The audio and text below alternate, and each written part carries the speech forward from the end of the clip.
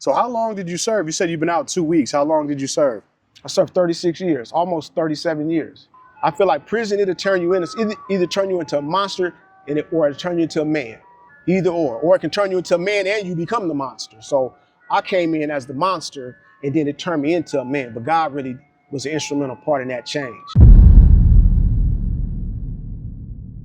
Okay, first and foremost, who am I sitting with here today?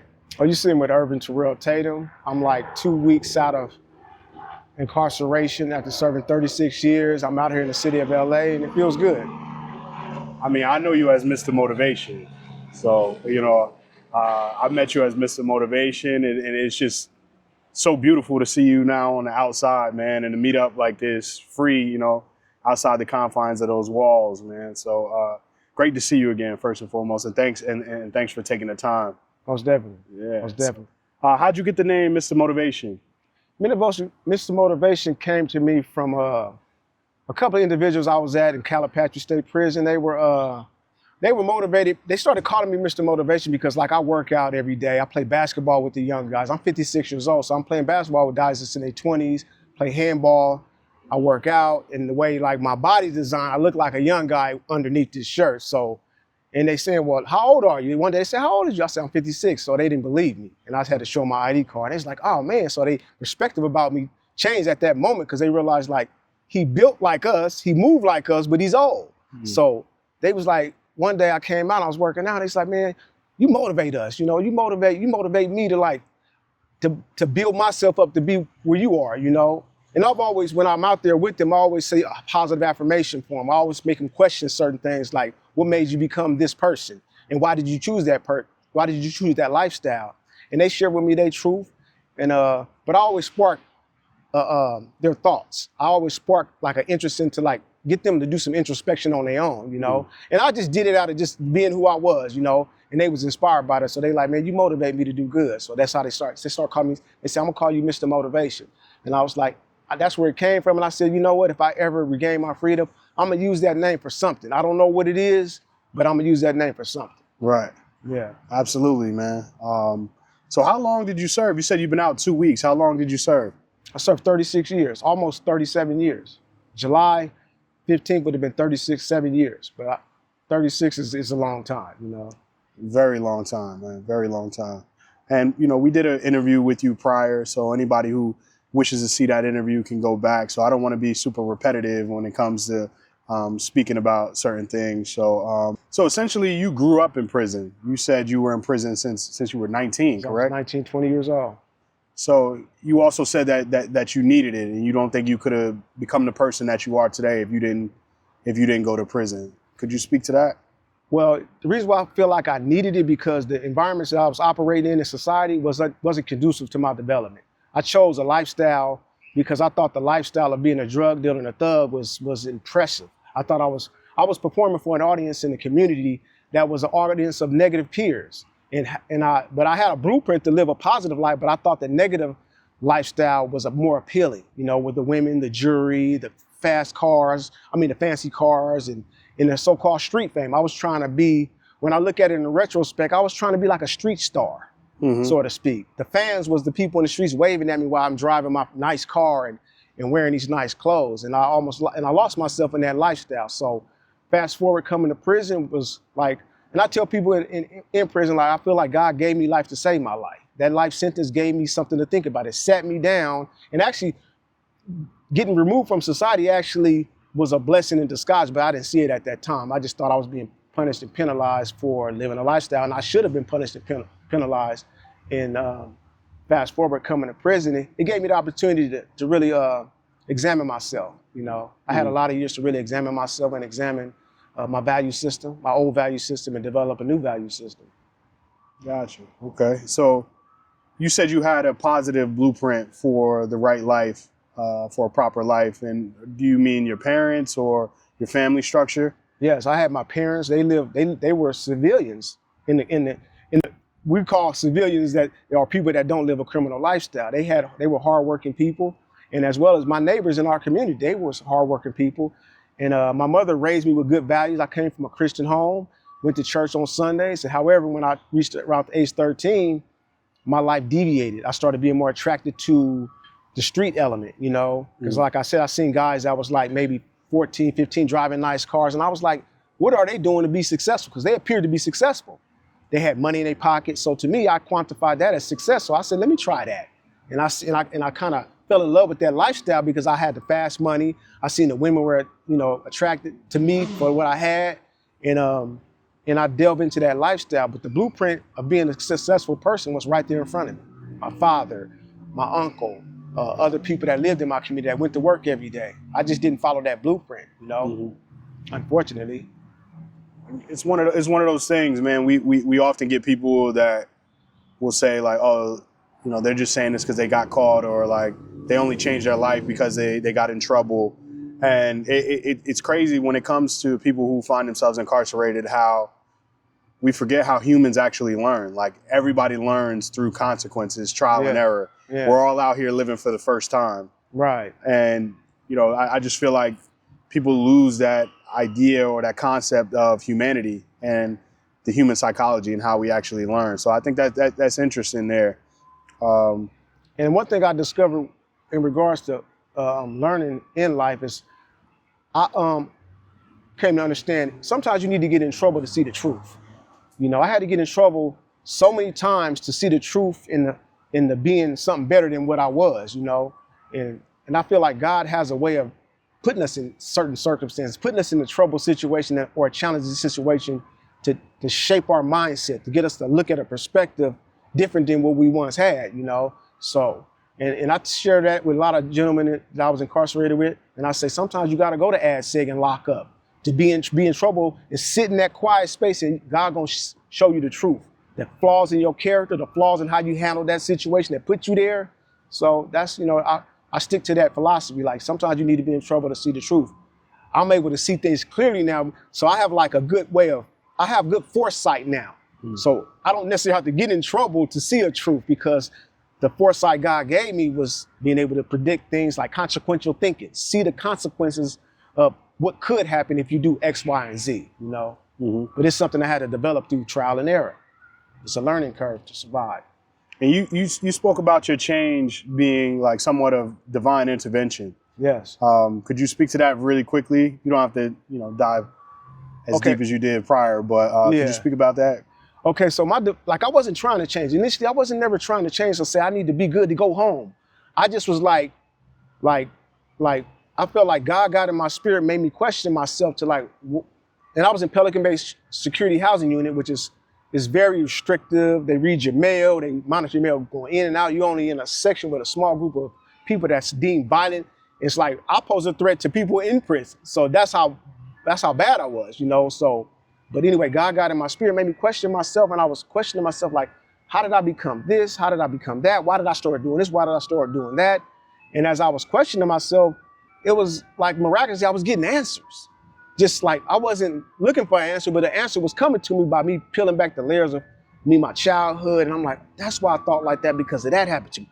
This is why I did that, because that happened to me. And I realized that a lot of my problematic issues was due to like adverse childhood experiences. On top of negative peers that I associated with that just kind of made me more of a criminal.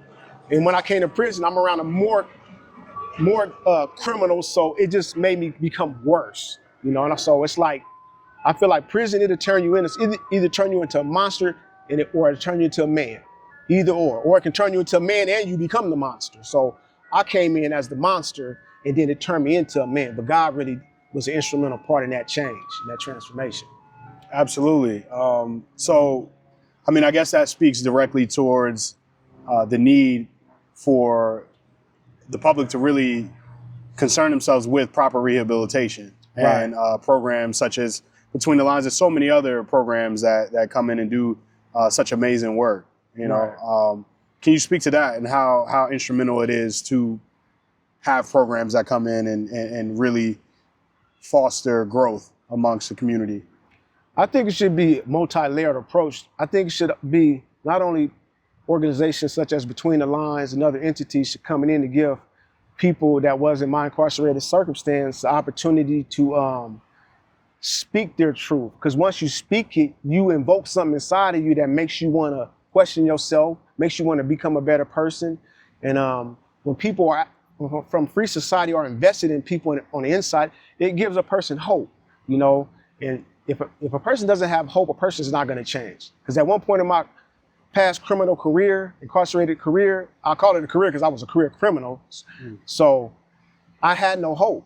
You know, I thought I was going to live and die in prison. So I had no hope. So hope is a very important factor in helping someone change, you know. But there's a way you can give hope to like youngsters and even old people that's in the community that's doing crimes, where there has to be some kind of it has to be an educational approach to a person changing, because a person don't necessarily have to go to prison to become a changed person. A person can do it at community centers, but at least have some people there to provide certain programs that are instrumental in changing the mindset. You know, like I've designed curriculums myself where I intend to like teach people, whether it's online or in a community setting, where it can help a person become a better life manager.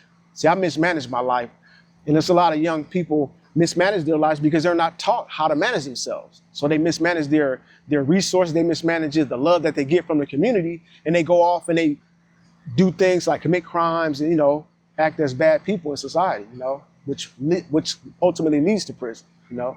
Absolutely. Question.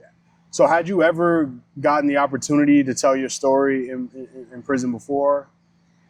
Well, not in a forum such as this. I've got opportunity to tell my story briefly, snapshots of my story to men in groups. Like when we go to groups like Criminal Gang Members Anonymous, Narcotics Anonymous, I'm always a person that's very vocal with who I was and how I'm changing, and certain ingredients that I adopted to change myself, like certain books that I read. Like the books that I read were basically like my professors. I had to change my way of like looking at prison. I started looking at it, this is the institution of higher learning. This is what I would tell myself. This is not my prison. This is concrete college. It's time for me to learn now. So I started reading books from different people that had more knowledge than me. So I would ask them, what books you read? Let me look in your library. What was the best book you read? And I would ask these individuals in these groups that when I hear them speak, they sound like, man, he's on a good path. Let me talk to him. So I engage these individuals, and I slowly kind of got books from their library, and I read them, and I got some from them, I gave it back to him. I got another book from this guy, and I read it. And all these authors were basically my professors teaching me different ways of thinking, different ways of changing my belief systems and changing my values. So, and that's how I changed. I changed by kind of like by default. I was putting good stuff in here and reading good content, and it by default flushed out the negative and the bad things that I adopted, you know? So that's kind of like how my change really, really happened. But it all started with that divine intervention from God, really made me question myself. And then I had to do the work by reading content to mentally digest, to kind of purge the negative elements that was destroying my life, and I was causing other people problems by my mindset and behavior. Yeah, so it's like you said, it's a mindset change. It's funny. It's definitely a mindset you said change. concrete college. Yeah, that's funny. Our brother Wallow, man, he always says he wasn't in the state pen, he was in Penn State, you know? Oh, yeah. He wasn't in jail, he was in Yale, you know what I'm saying? Yeah. There's a couple other that he got. It's awesome, man. But yeah, like you said, it's a mindset change, and all of that comes from you having some sort of hope. Yes. And being able to have some sort of hope, and then having a community around you that helps to, foster that growth within yourself. Yeah. One thing I also noticed too is that when organizations such as Between the Lines and ARC and these organizations started coming in, I noticed the mindset of people started wanting to go home. Because when I first came into prison, people had no hope. It was like if you had 7 to life, 10 to life, 15 to life, 25 to life, life meant life. You wasn't ever getting out. So most people, I seen them, and myself included, just we immersed ourselves in a criminal gangbang culture of violence, aggression, selling drugs, manipulating people to get what we wanted, and being violent towards other groups in the prison. So when organizations such as your organization and other organizations started coming into the prison, it started giving people hope, like, man, people out there care about us. And it kind of invoked that, well, let me start caring about myself.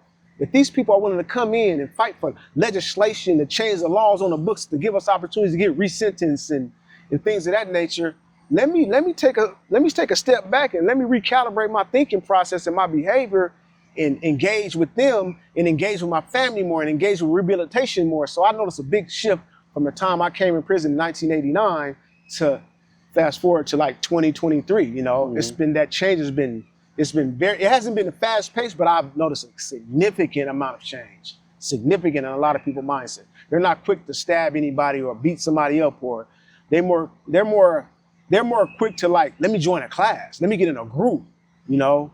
Mm-hmm. So, and that's one thing that I like. And I like working with individuals like that because I facilitated classes and groups, and I talk to them not in a tough sense, but in such a harsh, such a reality sense, because I want them to get it, you know, because didn't nobody talk to me. I had to develop my own rehabilitation treatment plan on my own.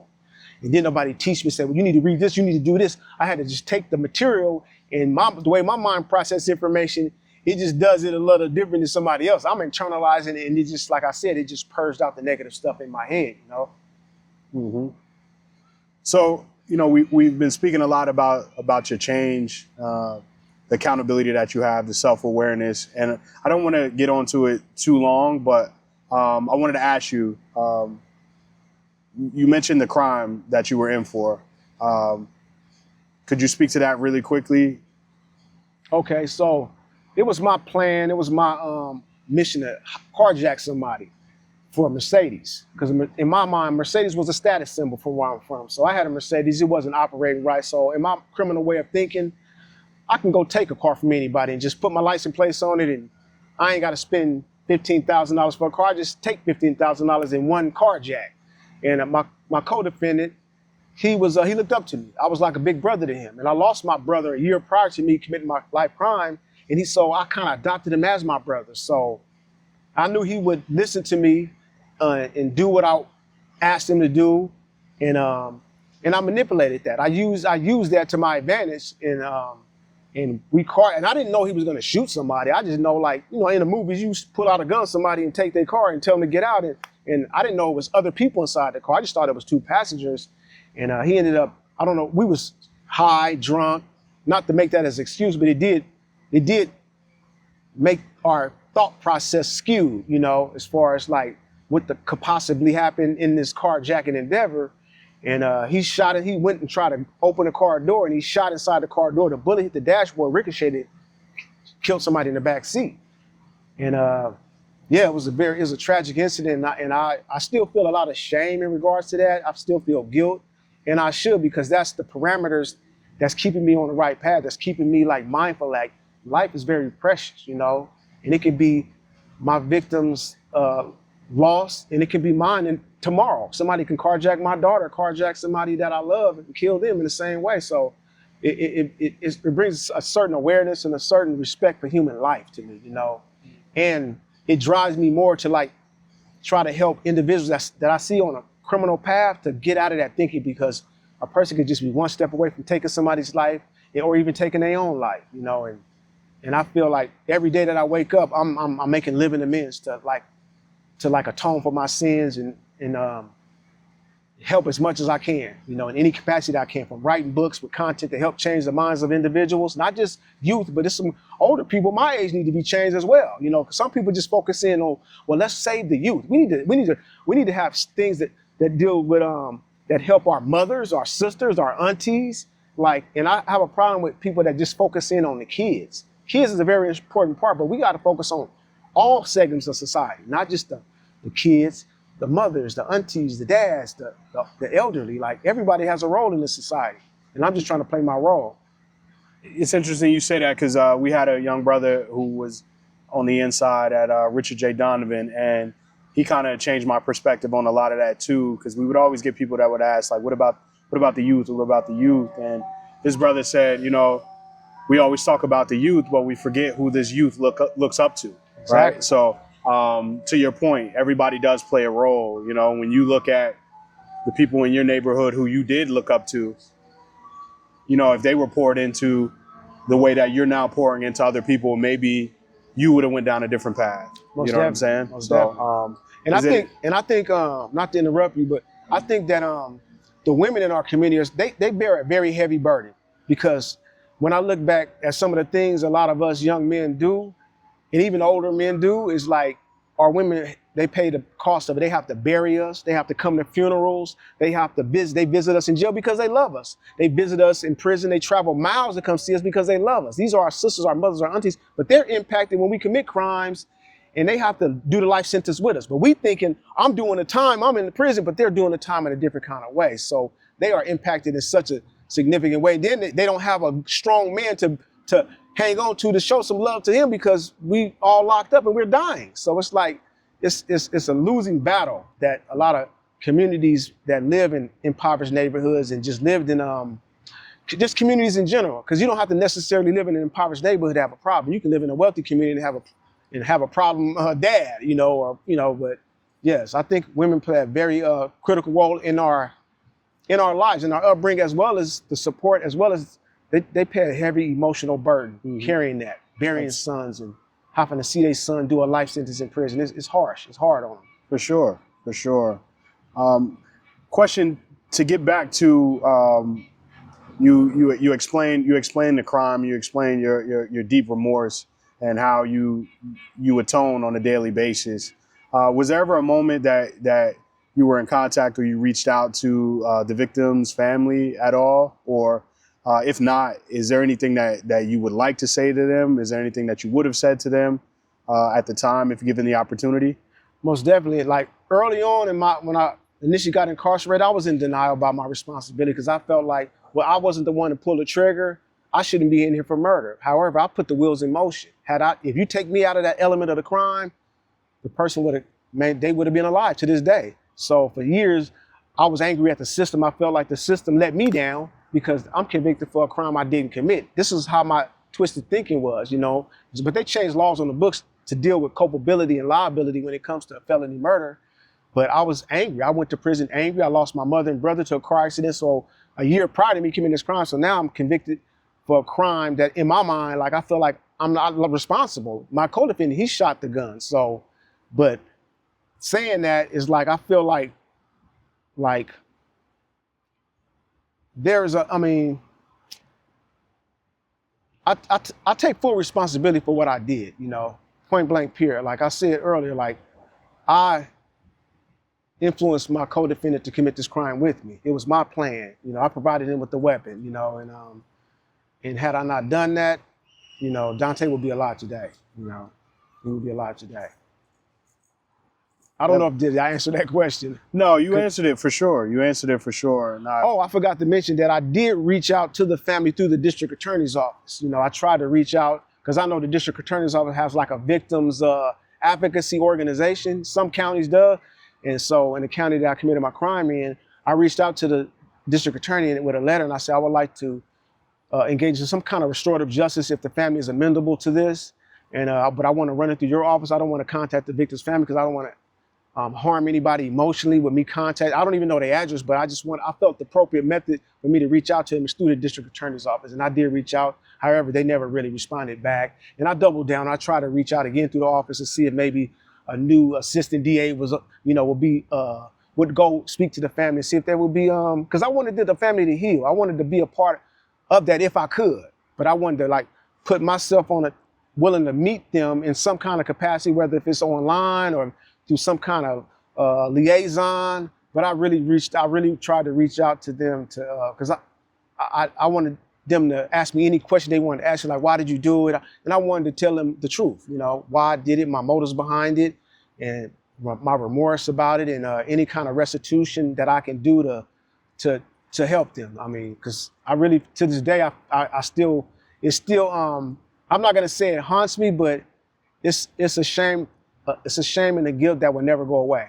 But it's not debilitating my ability to be a better person. It's like guardrails to make sure that I stay on the path of being honest and being, a responsible individual and think about the consequences of the things I say and the things that I do. Gotcha. Okay, another question. In terms of, 36 years can't even fathom it. You said you went in 1989. I was born in 1988. You know what I'm saying? Like almost 1989. So imagining that you've been in prison my whole life. Now I'm sitting here with you 2 weeks after you've been released. And you look younger than me, which is crazy. I appreciate the compliment. No, for real. So what are some of the freedoms that you missed when you were down? Like, what were some of the freedoms that you had prior to going in that you missed? And what are some things that the public doesn't often know or are not spoken about your experience in prison? Well, the freedoms that I miss is the freedom to be able to put on the clothes that you want to wear. You know, like a button-up shirt, some different color clothes as opposed to just gray and white. And the food, like being able to eat fruits and vegetables of all sorts, pineapple, watermelons, grapes. Like I miss things like that. And I miss being able to wake up in the morning and like take my daughter to school and hang out with the family at a backyard barbecue or go to the park or play football, softball, basketball with the kids in the community. And really that's those things that missing those things was something that sometimes it can be disturbing to think about those. Like I see it on television when I'm watching television, and I yearn for that. You know, I yearn for it. Like, and I could just imagine, like, had my life been different, I could have had that. You know, that's what I tell myself. Had you not committed the crime, you would have that. You know, and it just doubled down on my change to make me realize, like, you can strive to have that, try to regain that. You know.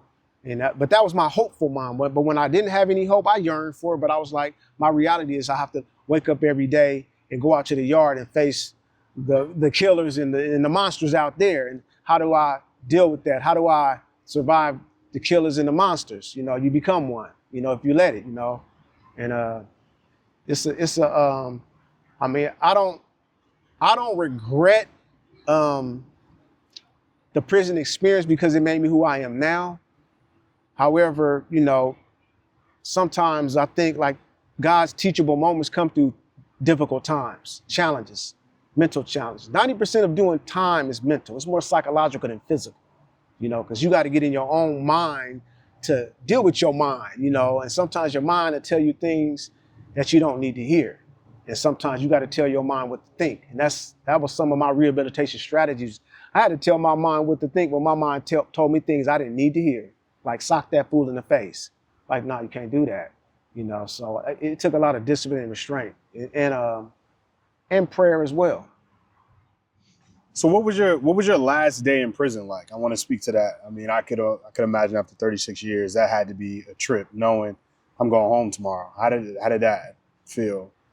It felt like I was free in my mind like 5 years before getting a date to go home. Like my mind, I wasn't in prison. My mind transformed to such a degree to where I was already free here. I was just trying to get this out, the body out. But my mind was free. I was walking around prison yards. And like I said, I motivate people in prison, like, because I was already free in my head. And I was trying to get them the freedom in their head by telling them the things that I was telling them and talking to them in the way I was talking to them and showing up for groups.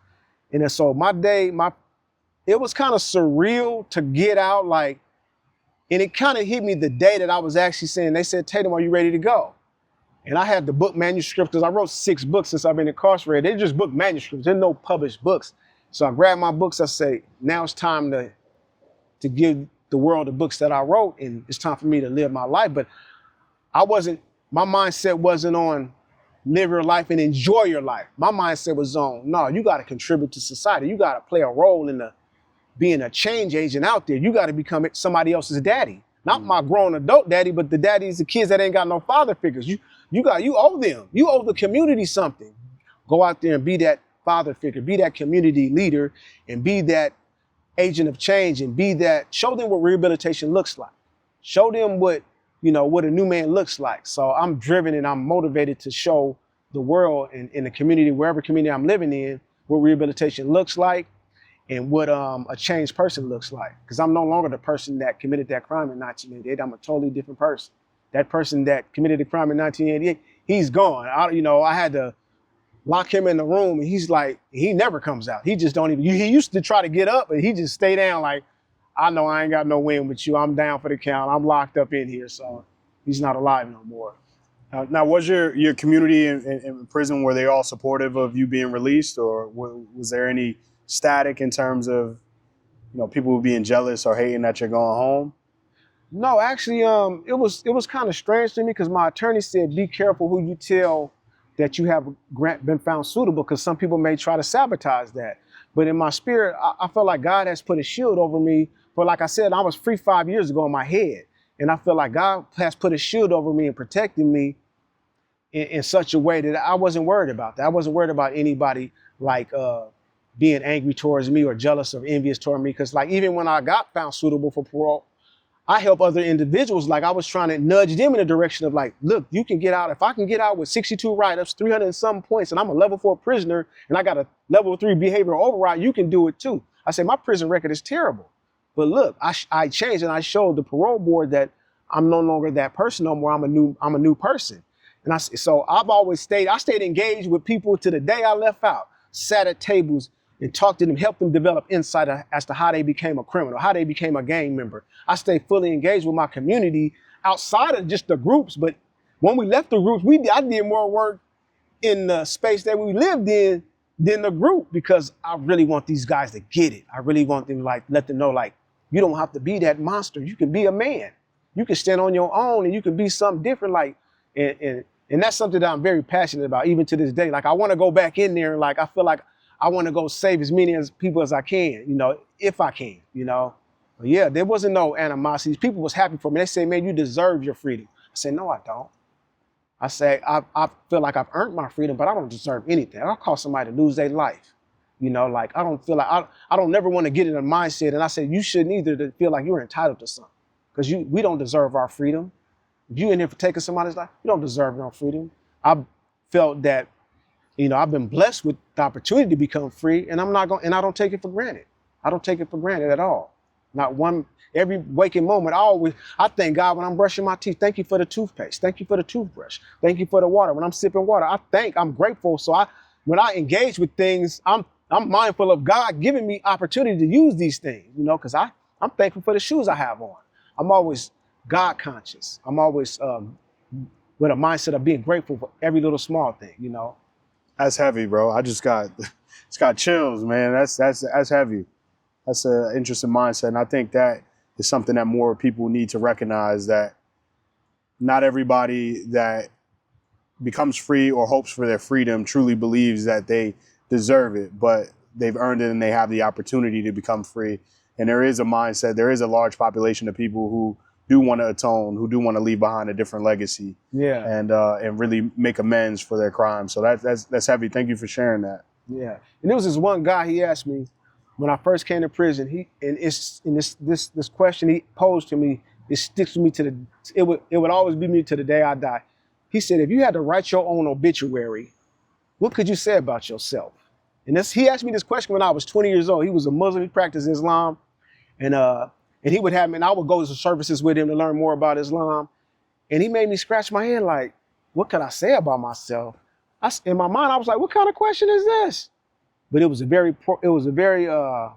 important question that made me question, like, I haven't done anything worth writing about, that impactful. And when he asked me that question, it kind of put me on a quest of trying to learn as much as I can. I started studying law in prison, and I just started grabbing books, and I started wanting to learn, but I still had to survive prison. So I was kind of stuck between learning intellectually and learning how to survive. So I was always surviving in prison. Like I said, I'm around a whole bunch of people from Compton, Watts, up north, Mexicans that was like engaged in criminal lifestyle. So imagine being in a pool of sharks and trying to swim through it all and not get bit.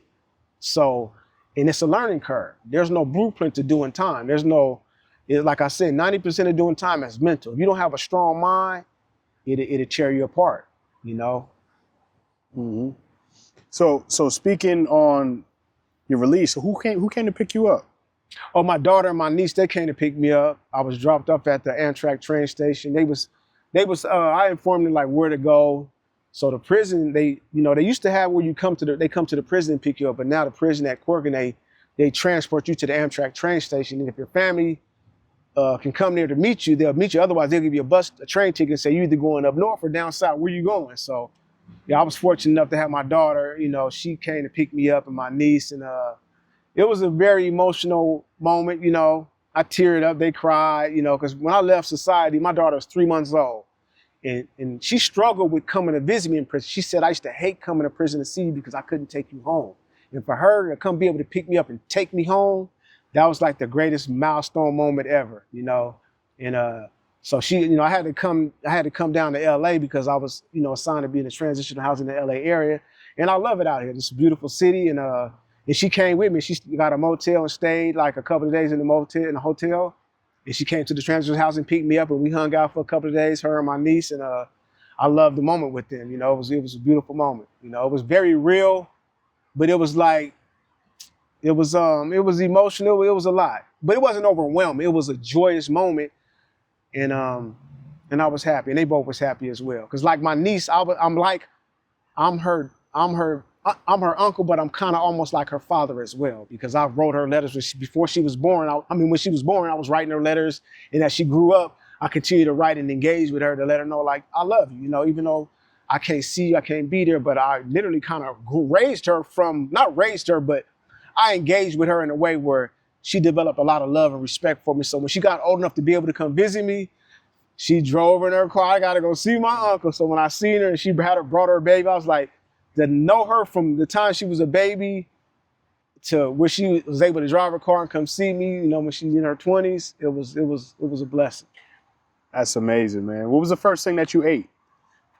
I ate some barbecue. I forgot the place, but it was some barbecue from, I forgot the place, but that's what I had to taste for. Some barbecue, some collard greens, and some macaroni and cheese. It was so good.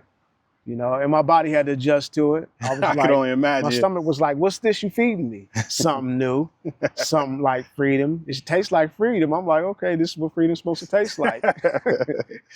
Man, what's been the hardest adjustment so far? To be honest with you, I haven't really had any hard adjustments. I just been adjusting slowly. Like, I thought it was going to be a challenge to adjust to society, but it's almost like riding a bike. You know, the people in the city of LA has been so open armed for me. You know, like your organization, Amity, and it's a lifer community out here where people are very receptive and open armed to people that's, you know, coming out of the system. You know, and I haven't had any difficulties. You know, it's fortunate that I'm in a transitional house where it's a lot of gentlemen that's kind of acclimated to society, and they've kind of like shown me, like, this is where the DMV is. You can catch this bus to take you there, and you know, and it's been slow, but at the same time, I'm moving at a good pace. I don't feel like any pressure. I don't feel like, even when I go to stores, I thought I was gonna be a little anxious of having people around me, but it's like almost like normal. Like, I'm just, like I said, I was free in my mind already before I stepped out. So it's like, I've been in society before. It's just revisiting society again. It's, as a 56-year-old man, it's just, I look at it through a lens of appreciation and a lens of a civilized person, you know?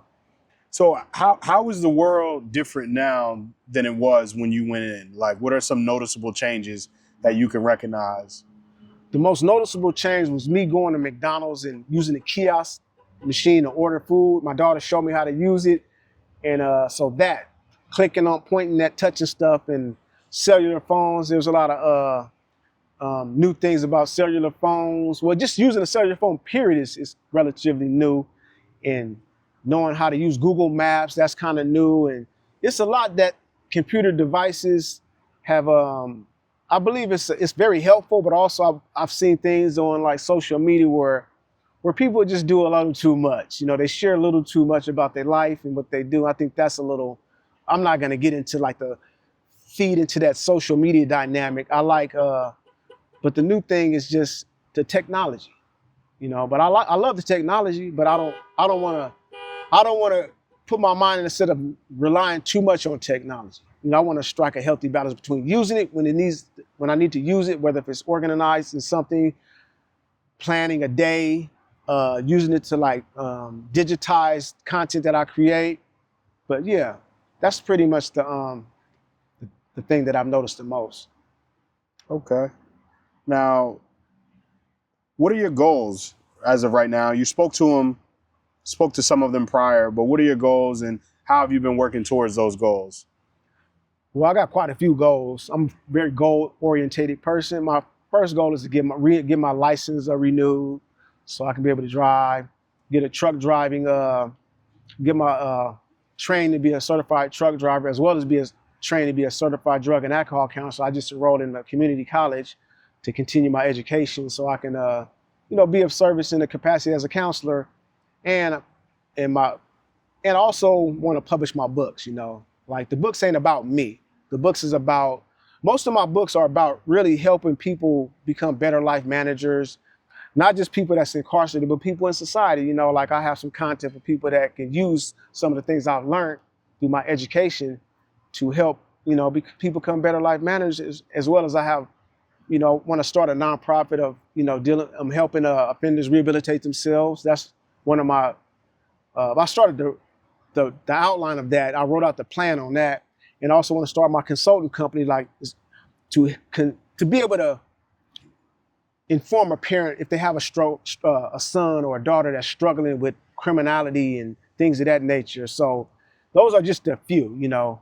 But it's a lot of things that I want to do, but not just for myself. Most of my things that I want to do is really about helping other people, you know, not just myself. Like I'm not chasing money and fame and attention. My thing is to be purposeful. So if I have to write my own obituary, I want to be able to put something meaningful down on this hypothetical obituary. Say, well, I did this, I accomplished this, I helped this many people change their life, I helped this many people do this, you know, things like that. That's what I'm driven and motivated to do. Now, what type of support do you need in your efforts? Of course, I need financial support because, you know, it takes money in this high-tech society. I need people support. You know, I believe people are the best asset to have than money, because people make money, you know, money don't make people. So I think having good, strong, and smart people around me. I need people around me that know more than me, you know, so I can have like a board of directors for my enterprise as to me being an enterprising person. Now I ain't saying like a financially enterprising person, but just being enterprising with life, engaging the world in a way of, like I wrote this curriculum called Life as a Business. And it's like, in this curriculum I designed, I used it for myself while I was navigating the prison environment. Like you have to be your own president, you have to also be your best product, and you have to be of service. Because anytime every business has a product or it has a service it provides. So I use that model to structure my life behind. So I want to always be of good customer service when I engage with someone. So that's something that I feel like human beings are the best asset in the world, you know, because we make everything happen. We made this table, we made this bicycle. Humans made everything. So human beings are the best asset to have, and I want to surround myself around smart people. So I would say a human asset as well as financial assets, you know. Okay. Now, I want to ask you, right, having this platform to be able to tell your story, I could imagine you got a lot of people flooding your DMs when you got home, or, you know, I actually had spoken to your daughter prior to you getting out, Yes. and she alerted us and informed us that you were getting out. But I know people were on you, man. Ladies are on you, like, oh, I look young, you know what I mean? Yeah. Skin is like glass, you know what I'm saying? Smooth. Right. Yeah. How have you been managing that, man? How have you been managing? I've been managing it. Well, I haven't been reaching out to females in the sense of like I want to connect with you on an intimate level. I just been reaching out to anybody that's been responding to my, you know, my social media platform. I'm not really a social media savvy kind of person, but I'm a humble person. So if somebody like me for whatever physical features I have, I take that humbly, you know what I mean? Because God blessed me with this, and as well as the work that I put in to work out and stay in shape. But I don't walk around with no bravado or arrogance like I'm this guy and, you know, I'm you know, Don Juan. Like, no, I take it humbly because I've been given a second chance at freedom. And anytime I engage with somebody, like I say, I run my life like a business. So I want to be of good customer service. And that don't mean taking advantage of a woman or taking advantage of somebody just because they want to engage with me. And it's like, I feel like I want to exercise reciprocity. You know, if I'm helping you, help me, like, let's work together. Because I feel like we're supposed to socially pollinate with each other. Like bees pollinate flowers to make them bloom. We're supposed to socially pollinate with people, with our goodness, so they can flourish and blossom with whatever their purpose is in life. If I can put my pollen in your flower and you can blow up and be whoever you is, hey, that's what we're here for. Right. You know what I mean? So inquiring minds want to know, are you available if someone were to inquire and look to partner up with you in that way? You're available. Yes, I'm available. However, I feel like I will give a person that want to engage me in a relationship a disservice without me getting myself together. Because I can't pay for a date, you know, so I don't have a job. So I want to become like financially stable where I can say I can pay for a date with somebody, you know. So I'm single, and I feel like I would like to take some relationship counseling so I can know, like, I understand what it takes to have a healthy relationship, but I just never been in one. So I definitely on my agenda is to seek a relationship counselor so I can learn how to have a healthy relationship in this modern society and knowing how to respect people as they should be respected. I mean, I know how to respect people, but I'm saying I would like to have a professional really to consult with, you know. Even when I get in a relationship, I want to have that professional person say, well, look, I'm going through this with my girl and I want to know how should I handle that, you know. So it's good to have people that know more than me as a part of my board of directors, so to speak, to help me navigate through the world, you know. And I think that's important, having a good board, you know, to help me function as the CEO of me, you know. Absolutely. So what do you say to the people that don't believe change or rehabilitation is possible? I would say to them to say, change is possible. Anybody can change. If you say the right thing at the right time on the right set of circumstances, anybody can change, you know. Change is inevitable. If you just look at nature, if you look at a tadpole and you take a frog and I tell you that tadpole is going to turn into a lung-breathing creature, and if you never seen that happen before, you'd be like, no, that swimming thing is not going to turn into that. So God kind of shows us through the example of nature that things change. We change. We go from a baby to crawling, to learning how to walk, from crawling to walking until we go, you know? So change. Like even people in the Bible, a lot of them that God used, they was killers. A lot of them did bad things, but God used them for a good purpose. David, Moses, Joshua, like all these, the blueprint is there. God is showing you, like I can show you from the people in the Bible that you read every day, and for those who are Christian, a man being one way and then God using them in another way. So that's evidence in itself of change is possible, you know? Right. It's in scripture. Right. So I guess to wrap everything up, you know, and ask you one last question. You said that the question that stuck with you for a long time, one of your mentors asked you, if you had to write your own obituary, what would you write?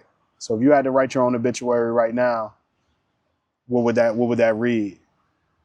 It would read as, I'm a writer, I'm a philosopher, I'm a good leader, I'm an agent of change in a positive way, I'm a father, I'm a grandfather, I have prospective businesses and organizations in my mind that I intend to put together so people can benefit from it when I'm dead and gone. So I have a blueprint to leaving a good legacy, and I'm starting it and I'm taking it one day at a time. I'm not trying to rush anything, but I have something that I can put on an obituary if I was to pass away today or tomorrow, you know, and it's gonna mean something. I'm not doing it for ego. I'm doing it for what I feel like my debt to society. I owe society a lot because I took somebody from the society, and I'm always pay it forward, you know. So it's not even about me, it's about other people.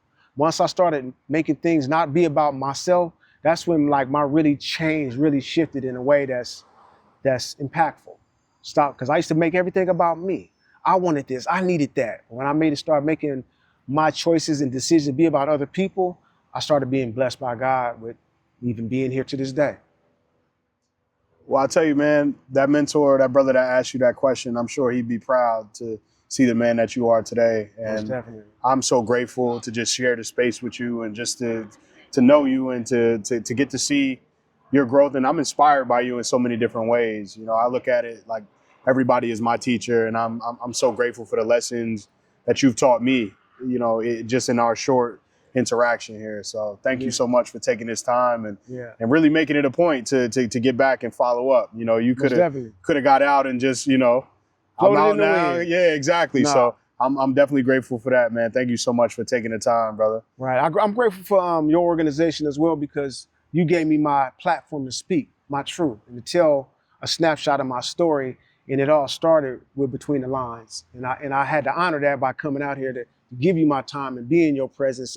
And I was amazed to see that, you know, that I didn't know. I thought the organization was by somebody else, but being there, I'm impressed that you actually did the work to create this organization and doing the work that you do. And I appreciate the work that you do, because you give so many people a voice to speak and share it with the world and have the world engage with people like myself. And I appreciate doing this interview with you. And anytime you need me to be of service with your organization, if I have the time, I definitely would dedicate and volunteer my time to help you guys in any capacity that I can. 'Cause you gave me my start.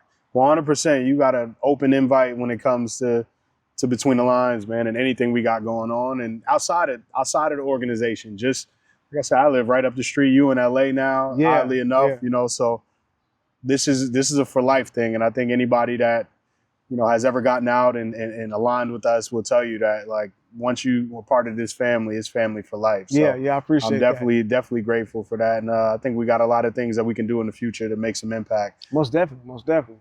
Especially hearing your story and hearing like what your organization do. It's like, man, I definitely would like to collaborate with you on multiple levels, you know. But I'm taking my time. I'm slowly taking one step at a time. People told me that did life sentences and got out, they say, take your time.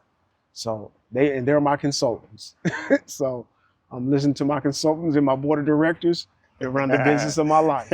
I love it, man. Mr. Motivation, man. Yep. Much love, brother. Thank you so much. Thank Appreciate you so much. you. Yep. Appreciate you.